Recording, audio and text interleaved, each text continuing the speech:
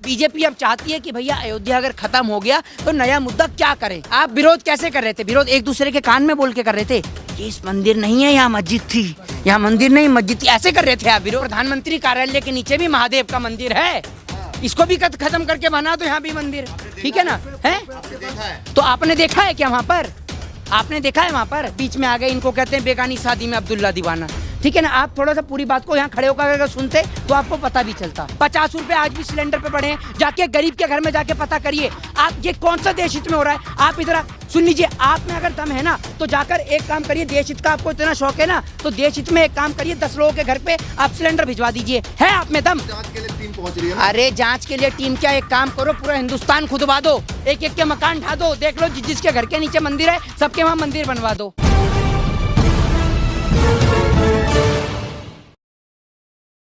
मैं आपको एक बात बता दूं कि लोगों की मानसिकता इस कदर खराब कर दी गई है भारतीय जनता पार्टी ने कि भारतीय जनता पार्टी जो एक मुद्दा विहीन सरकार है, मुद्दा विहीन पार्टी है, उनके पास कोई मुद्दा नहीं है सिवाय एक मुद्दे के, हिंदू वर्सेस मुसलमान। तो भारतीय जनता पार्टी घूम फिर के हिंदू और मुसलमान पे आके अटकती है उनकी कहानी, इससे ऊपर वो आगे और इससे आगे कहीं बढ़ी नहीं सकती है। आपको मैं बता दूं कि लोगों की मानसिकता इतनी खराब कर दी कि अगर कोई आदमी खड़े होकर ये स्टेटमेंट दे देना कि दिल्ली के अंदर एम्स अस्पताल के नीचे महादेव का मंदिर था तो लोग वो एम्स अस्पताल को तोड़वाने में लग जाएंगे। लोग ये नहीं देखेंगे कि भैया अगर अस्पताल टूट गया तो लोग इलाज कराने कहाँ जाएंगे। लोगों को मंदिर और मस्जिद की राजनीति में इतना गंदा इल्झा दिया है कि कभी शाहीन बाग के अंदर बुलडोजर, तो कभी अयोध्या का मुद्दा, कभी बाबरी मुद्दा, कभी CANRC, कभी इस देश में अजान और लाउड स्पीकर, कभी हनुमान चालीसा और अजान। आप एक बात मुझे बताइए, क्या सरकार एजुकेशन, हेल्थ, डेवलपमेंट या जो स्कूल बंद पड़े हैं उनको खोलने की बात, देश को आगे बढ़ाने की बात, देश की प्रगति की बात, देश की उन्नति, देश के डेवलपमेंट की बात सरकार क्यों नहीं करती है? क्योंकि सरकार जानती है और ये बात न्यूज़ चैनल्स भी जानते हैं। सरकार ये जानती है कि इसके नाम पर हिंदू और मुस्लिम कराने से हमें वोट मिलता है और न्यूज़ चैनल्स जानते हैं कि हिंदू मुस्लिम कराने से हमें TRP मिलती है। तो दोनों के दोनों, चाहे पत्रकार हो चाहे फिर वो इस देश में सरकार हो, दोनों के दोनों हिंदू मुस्लिम पकड़ चुके हैं। नहीं तो अब क्या अयोध्या की तरफ काशी में होने जा रहा है?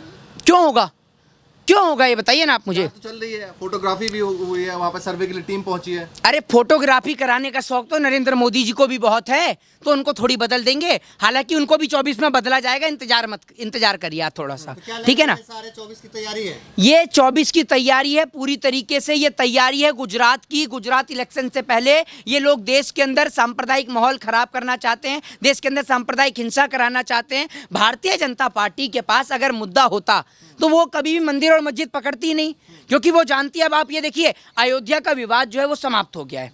अयोध्या में राम मंदिर बना और बड़े ही भव्य तरीके से बना, ना देश के मुसलमान को आपत्ति हुई और ना किसी व्यक्ति को आपत्ति हुई। सब लोगों ने बड़े शांति प्रिय तरीके से जो फैसला कोर्ट का आया उसको स्वीकार किया। तो इससे बेचैनी अगर किसी को है तो बीजेपी को थी कि भैया देश में दंगे क्यों नहीं हुए। तो बीजेपी अब चाहती है कि भैया अयोध्या अगर खत्म हो गया तो नया मुद्दा क्या करें। तो अब ये नया मुद्दा लिया ही आए हैं। फिर उसके बाद में काशी और मथुरा है, बहुत सारे मुद्दे इनके पास पेंडिंग में। कॉरिडोर से वो मस्जिद जो है वो लगा हुआ है और कह रहे हैं कि मैंने देखा है बनारस में वो मंदिर था जी, कह रहे उसके अंदर मंदिर था। अरे भैया मैं आपको बता तो रहा हूँ, ये प्रधानमंत्री कार्यालय के नीचे भी महादेव का मंदिर है, इसको भी खत्म करके बना दो यहाँ भी मंदिर, ठीक है ना? है आपने देखा है? तो आपने देखा है क्या वहाँ पर? आपने देखा है वहाँ पर जो आप बोल रहे हैं? मुंह से बोलने को क्या जाता है? वही तो जांच के लिए टीम पहुंच रही है ना। अरे जांच के लिए टीम क्या, एक काम करो पूरा हिंदुस्तान खुदवा दो, एक एक के मकान ढा दो, देख लो जिसके घर के नीचे मंदिर है सबके वहाँ मंदिर बनवा दो। एक बात आप मुझे बताइए कि किसी मुसलमान ने आपसे आकर कहा है कि भैया इस मंदिर के नीचे अपनी मस्जिद थी? बताइए ना, क्यों आप देश के माहौल को खराब कर रहे हैं? क्यों हिंदू और मुसलमान को लड़ाने में लग रहे हैं? हिंदू मुसलमान शांति प्रिय तरीके से रह रहा है। जब लोगों को लगता है कि लोग अब जो है गाड़ी जो है वो पटरी पर आ चुकी है, लोग अपना काम धाम करेंगे, लोग वापस से कमाई करेंगे, लोग अपने बच्चों को स्कूल भेजेंगे, वापस से लोगों का जो जीवन है वो पहले जैसा शुरू हो जाएगा, तभी ना तभी कुछ ना कुछ हो जाता है। कभी आपने देखा कि दिल्ली में दंगे हो जाते हैं, कभी जहांगीरपुरी का दंगे हो जाते हैं, कभी आपने देखा कि इस देश के अंदर जो है CANRC जैसी बात को लेकर देश के नेता बोल देते हैं, कभी इस देश में अयोध्या जैसा मुद्दा उत्पन्न हो जाता है, कभी इस देश के अंदर अब आपने देखा कि ये आपका बनारस का काशी कॉरिडोर वाला मामला उत्पन्न हो जाता है। तो आप एक बात मुझे बताइए कि शर्मा की मुगलों ने जो है मंदिरों को तोड़ा है, देखिए मैं आपको एक बात बता दूं कि अगर आप बात करते हैं ना, ये तो आप देश के इतिहास को भी पढ़ लीजिए। जो लोग कहते हैं ना मंदिर और मस्जिद की बात, तो औरंगजेब जो थे उन्होंने मस्जिद को भी गिराया है। अब ये बात भारतीय जनता पार्टी के अनपढ़, जाहिल और गवार नेता तो जानते नहीं होंगे, क्योंकि वो जिन्होंने इतिहास नहीं पढ़ा तो वो कहाँ से जानते होंगे। तो मैं आपको बता दूं, अकॉर्डिंग टू हिस्ट्री जो औरंगजेब था उसने मस्जिद को भी गिराया। और सबसे पहले जहाँ तक मेरे को पता है, जहाँ जो मैंने पढ़ा है, सबसे पहले उसने जो मस्जिद को गिराया वो मस्जिद थी गोलकोंडा की, मैं आपको बता दूं। और वो इसलिए गिराई थी, उसके पीछे एक रीज़न था। वहाँ का जो नवाब था, वहाँ का जो राजा था, वो कर नहीं दिया करता था। वो कहता था कि अभी देश में जो राज्य में जो आर्थिक हालत है वो ख़राब चल रहा है। और ये बात औरंगजेब को पता चली कि जो वहाँ का जो नवाब है वो मस्जिद के नीचे सारा धन छुपा के रखता है। तो औरंगजेब ने क्या काम करा, वो गोलकोंडा की मस्जिद को गिरवा दिया। और देश के इतिहास में ये भी लिखा हुआ है, सुन लीजिए, ये भी लिखा हुआ है कि बहुत सारे मंदिरों को बनवाया भी गया, उनके लिए चंदा भी दिया गया। तो ऐसा नहीं है, आप हिस्ट्री को रीड करिए। और दूसरी बात ये कि आप इतने बड़े अगर इतिहासकार हैं और इतने बड़े इतिहास के जानकार हैं, तो आप मुझे ये बता दीजिए, क्या आप औरंगजेब के बगल में ही चल रहे थे जब औरंगजेब मंदिरों को और मस्जिदों को गिरा रहा था? आपको पता होगा। मैं तो वही जानता हूँ जो इतिहास में लिखा है, क्योंकि मैं भाई जो इतिहास में पढ़ा है मैं उसी को बता सकता हूँ। और आपने औरंगजेब के पीछे अगर जीपीआरएस सिस्टम फिट कर दिया हो तो आप बता सकते हैं बेहतर। कुछ लोग कह रहे हैं कि मुगल काल से ही इसका हम विरोध कर रहे थे, जो अभी काशी में मुद्दा उछला है वो विरोध कर रहे थे, लेकिन अब जाके जो है पूरी तरीके से सामने आएगा। वाह वाह, गजब, आपने तो गजब बात कही है कि मुगल काल से ही विरोध कर रहे थे। वो लोग जिंदा हैं अभी? ये बता दीजिए आप मुझे। आपने कहा कि कुछ लोग कह रहे थे, बता दीजिए कहाँ हैं वो कुछ लोग, मैं भी मिलूं जाके उनसे। कि मुगल काल का आदमी तो 100 प्लस हो रहा होगा अब तो, 100 से भी ऊपर। मिल लीजिए। किन से? अभी जो जिंदा है कौन? वहाँ के भी कुछ लोग कह रहे हैं। अरे सुन लीजिए, अरे सुन लीजिए, पुश्तों को सुन लीजिए। वो पता है वो कैसे हैं? अभी आप उनको हाथ में 2000 की पत्ती थमाएंगे ना, भारतीय जनता पार्टी के पेड लोग हैं। जैसे भारतीय जनता पार्टी कार्यकर्ताओं को लाकर धरना प्रदर्शन करती है ना, ऐसी वो लोग हैं। अभी 2000 भारतीय जनता पार्टी ने उनकी बोल लगाई, आप 4000 लगाएंगे, तो वो कहेंगे नहीं ऐसा तो कुछ भी नहीं है, ऐसा तो कुछ भी नहीं है, आप ऐसे ही बोल रहे हैं। आप एक बात मुझे बताइए, मुगल काल का कौन सा आदमी इस समय तक जिंदा है? ये बता दीजिए आप मुझे। वंशज है, कह रहे हैं हम कई पुस्तकों से इसका विरोध कर रहे हैं। अरे भैया वंशज हैं तो आप कई पुस्तकों से विरोध कर रहे हैं, आज हमें सुनाई दे रहा है। विरोध तो आज सुनाई दे रहा है, तो आप विरोध क्या कर रहे थे? कान में कर? एक मिनट, आप विरोध कैसे कर रहे थे? विरोध एक दूसरे के कान में बोल के कर रहे थे, ये इस मंदिर नहीं है, यहाँ मस्जिद थी, यहाँ मंदिर नहीं मस्जिद थी, ऐसे कर रहे थे आप विरोध? कैसी बात करते हैं आप? आपकी ना बात में कोई तर्क है ना तथ्य है, आप बेफजूल की बातें करते हैं। अगर आप काफ़ी लंबे समय से विरोध कर रहे थे तो भैया बीजेपी तो ऐसे मुद्दे पकड़ने में माहिर है, जब विपक्ष में थी तब भी माहिर थी, आज सत्ता में है तब भी माहिर है। तो विपक्ष में रहते हुए भी बीजेपी को पता कैसे नहीं चला? कब से नहीं कह रहे हैं? जब सत्ता में आए हैं तब से कह रहे हैं।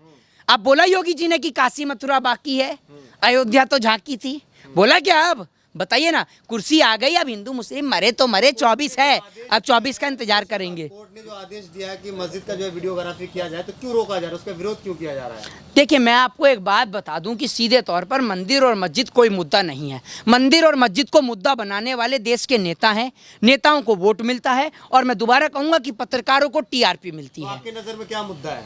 मुद्दा एजुकेशन है, हेल्थ है, डेवलपमेंट है, बेरोजगारी है, बढ़ती महंगाई है। सब तो हो रहा है, क्या हो रहा है? सब हो रहा है।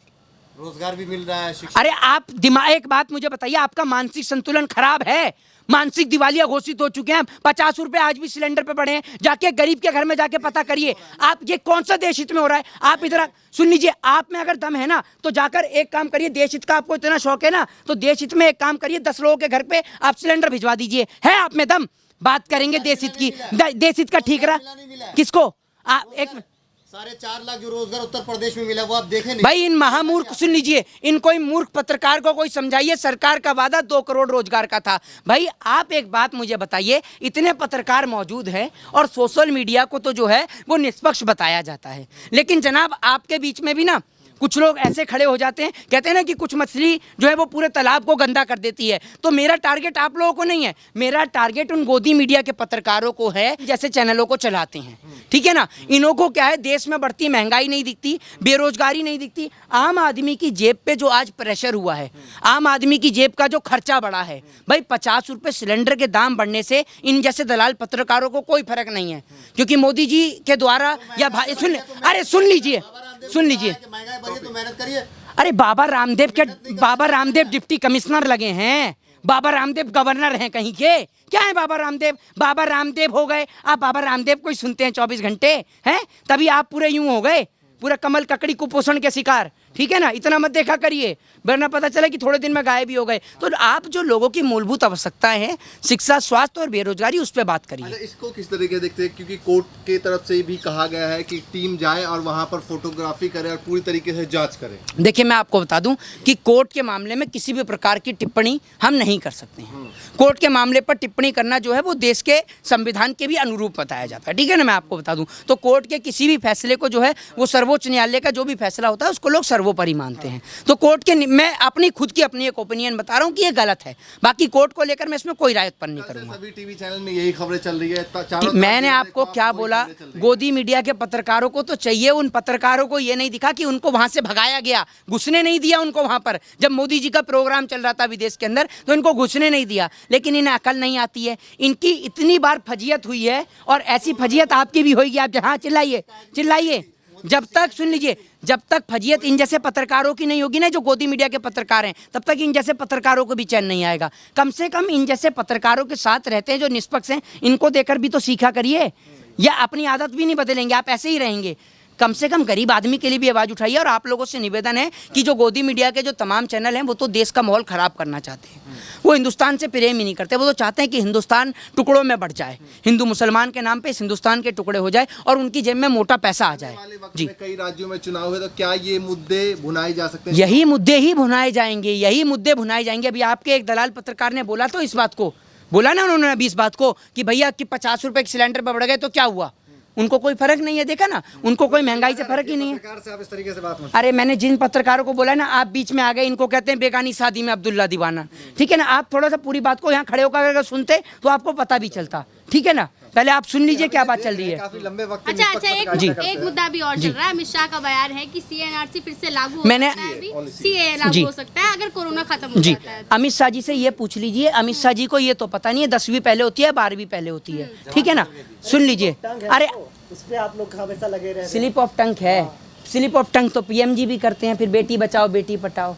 ठीक है ना, अब वो विदाउट टेलीप्रॉम्प्टर के चारों तरफ भटकने लगते हैं, वो भी स्लिप ऑफ टंग बोल दीजिए ना, बोल दीजिए ना। आप इस मुद्दे पे मैं आपको बताता हूँ, अमित शाह जी का जो ये मुद्दा है कि CA-NRC को लेकर भारतीय जनता पार्टी के पास मुद्दे ही नहीं है। अब आपने बात करी CAA को लेकर, भैया कह रहे कि रोहिंग्या बहुत है, जो आपकी पार्टी के रोहिंग्या उनका क्या? बीजेपी में नहीं है रोहिंग्या, बीजेपी के नेता है रोहिंग्या। अरे बंगाल में जाकर देखिए कौन है, तो बड़ी जल्दी आपकी आवाज निकली। कोकिन के साथ में जो नेताइन पकड़ी गई थी वो कौन थी, जरा ये बताइए। भूल गए होंगे आप, आपकी याददाश्त कमजोर है, क्योंकि बीजेपी के नेता जो पकड़े जाते हैं उनको लेकर तो आपकी याददाश्त कमजोर होगी, क्योंकि बीजेपी को तो कुछ लोग इतनी रिस्पेक्ट देते हैं कि अपने पिताजी को इतनी रिस्पेक्ट नहीं देते होंगे जितनी रिस्पेक्ट नरेंद्र मोदी जी को देते हैं। ठीक है ना, तो मैं आपको एक बात बता दूं कि बात रही CA की, तो CA सरकार को अगर लागू करना होता या उस पर कुछ इंप्लीमेंट या वर्क करना होता तो सरकार कब का कर चुकी होती। सरकार को इसके नाम पर, सुन लीजिए, बिल्कुल मुद्दा बना रही है और सरकार को इसके नाम पे देश में दंगे और फसाद कराने हैं। वरना आप एक बात मुझे बताइए, 300+ का बहुमत है, प्रधानमंत्री आपका है, गृह मंत्री आपका है, वित्त मंत्री आपका है, रक्षा मंत्री आपका है, सारे नेता और मंत्री तो आपके हैं। अब क्या नारियल फुड़वाएं आकर, क्यों पागल बना रहे हैं पिछले साल से?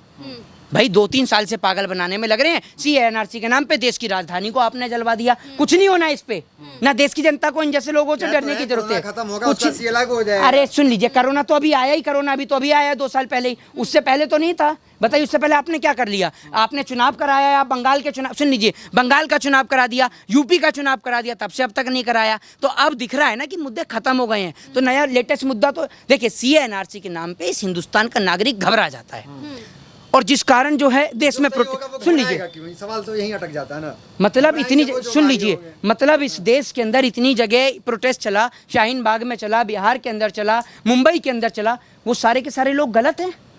और उसके अंदर आपके पिताजी भी शामिल हो सकते हैं, उसके अंदर आपकी माताजी भी शामिल हो सकती हैं, तो क्या वो गलत हैं? मतलब आज अगर आपके ऊपर नहीं बीत रही है तो आप उन लोगों को गलत बता रहे हैं। आपकी मानसिकता किस प्रकार खराब है ये देख समझ में आती है मुझे। ठीक है ना, तो देश के अंदर ये है जो सिर्फ माहौल खराब करने का काम किया जा रहा है, बाकी इन पे कोई इंप्लीमेंट नहीं होगा। जय हिंद, जय भारत, वंदे मातरम।